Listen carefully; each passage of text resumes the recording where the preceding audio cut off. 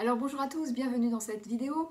Alors aujourd'hui, eh bien, nous allons parler de la perversion narcissique et des mécanismes d'emprise.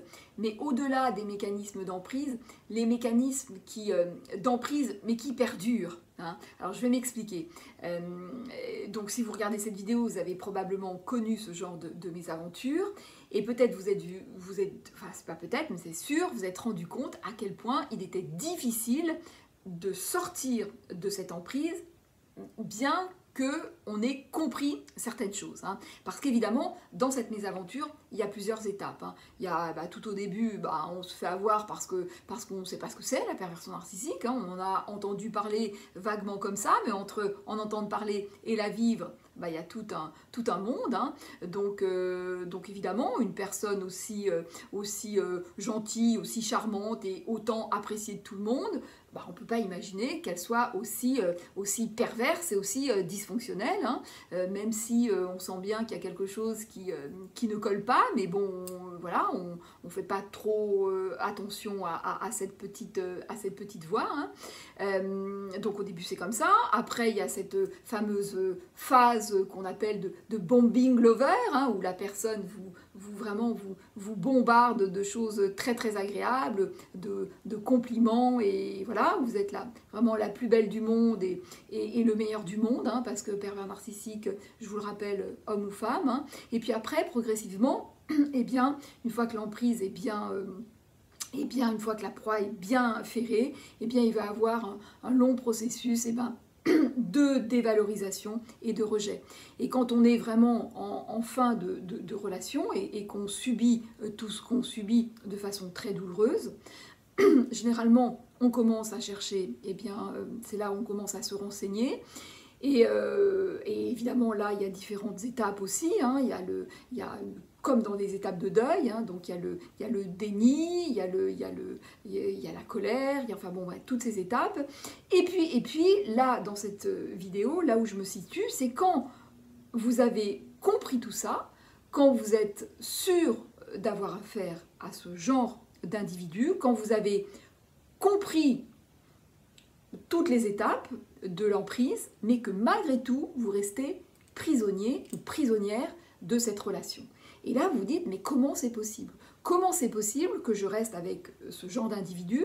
Généralement, à ce moment-là, vous avez conscience de qui vous avez en face de vous. Vous le voyez tout à fait sans aucun charme. Non seulement sans aucun charme, mais vous voyez tous les côtés mauvais. Vous vous dites, mais c'est pas possible. Vous voyez à quel point c'est une personne qui est moche. Et pourtant, vous restez coincé. Et pourtant, vous continuez à accepter de la maltraitance. Comment c'est possible ça, Et beaucoup de victimes donc, qui vont du coup se culpabiliser en disant mais c'est vraiment moi qui ai un problème. Qu'est-ce qui se passe? Comment se fait-il que je reste accrochée comme ça? Donc, ce qui se passe, c'est que la perversion narcissique, c'est pas une histoire intellectuelle. Il suffit pas de comprendre pour se dégager. C'est vraiment un processus émotionnel. Et surtout, là où va vous attraper le pervers narcissique, c'est vraiment par l'enfant intérieur. C'est pour ça que ça ne sert à rien de vous culpabiliser à outrance. Quand vous vous voyez coincé comme ça, c'est pas l'adulte que vous êtes qui reste coincé. C'est pas lui, c'est pas elle. C'est vraiment le petit garçon ou la petite fille intérieure qui reste prisonnière. Vous avez probablement remarqué, quand vous êtes dans cette relation, à quel point vous allez régresser, à quel point le pervers narcissique va vous amener progressivement dans des scénarios vraiment très très régressifs, où vous allez parfois vous étonner de vous voir réagir de façon mais tout à fait infantile.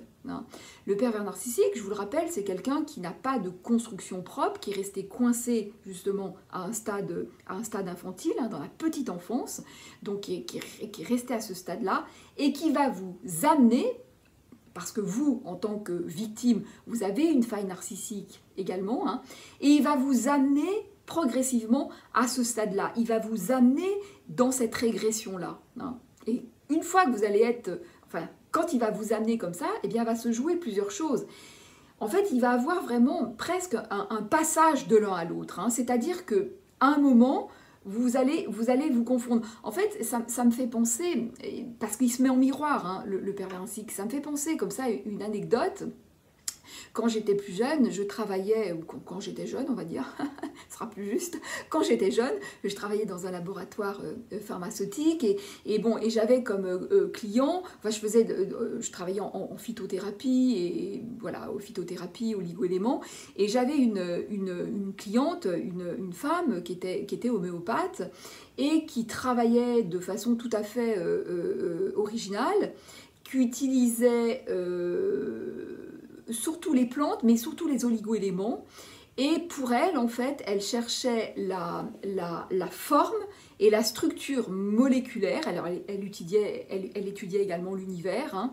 Et pour elle, en fait, eh bien, il suffisait, entre guillemets, d'avoir une même forme de molécules et une même structure, on va dire ça, je ne veux pas vous faire un cours de chimie, hein, mais une même structure moléculaire, pour venir réparer l'organisme. Hein. Donc quand il y avait une pathologie, c'est ça qu'elle étudiait au microscope et elle cherchait dans les différents oligo-éléments quel était l'oligo-élément qui allait avoir la même forme et la même structure pour s'emboîter et pour réparer.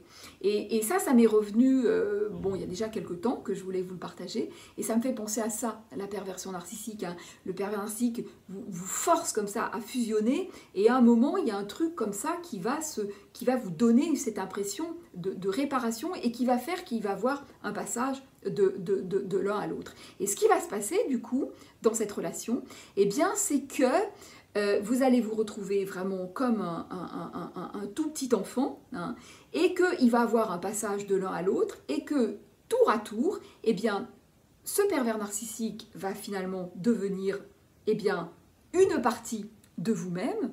Et puis, vous savez probablement ce que fait le pervers narcissique, son jeu, hein, c'est à la fois de se mettre tantôt victime, vraiment la pauvre petite chose, la pauvre petite personne à qui arrivent tous les malheurs du monde.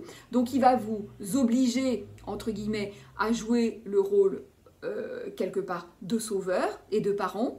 Et puis dans un second temps, il va prendre une posture très dominatrice et vraiment celui qui sait, et il va vous culpabiliser et vous allez vous retrouver comme un tout petit enfant. Hein. Et c'est comme ça que ça va tourner. Hein. Donc en même temps, il est une partie de vous-même, hein, dans cette espèce de fusion. En même temps, il devient le parent contrôlant et jugeant, hein, et qui contrôle. Hein. Et puis dans un second temps, le petit enfant. Et ce qui fait que vous, comme vous êtes entraîné dans des schémas très régressifs où vous vous retrouvez vraiment à un stade vraiment très petit, hein, voilà, ça va tourner comme ça. Et du coup, c'est ça qui vous tient. C'est-à-dire qu'à un moment, abandonner le pervers narcissique, c'est comme abandonner votre enfant intérieur qui est encore en souffrance, hein, ou alors ça peut être aussi quand il vous fait jouer le rôle de parent, en tant que parent, on ne peut pas abandonner son enfant, ça n'est pas possible. Hein. Ou alors, quand on est enfant, on reste complètement prisonnier de son parent. Hein. Et ça, ce que je vous dis là, vous me direz dans les commentaires si ça résonne. Hein.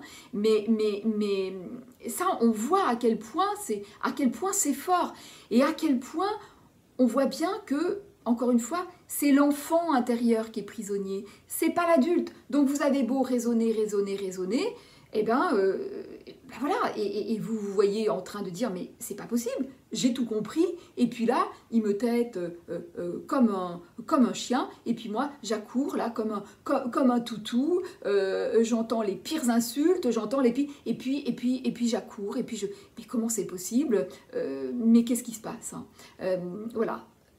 Ce que je vous partage dans cette vidéo, c'est un aspect des choses aussi, hein, il n'y a pas que ça, mais ça c'est très très important, c'est vraiment, et il y a d'autres choses également que je vous partagerai dans d'autres vidéos, mais voilà, mais là je voulais vraiment insister dans cette vidéo sur cette idée d'enfant intérieur et voir, hein, et encore une fois, vous voyez bien à quel point vous régressez dans cette relation, vous êtes vraiment en état de régression. hein.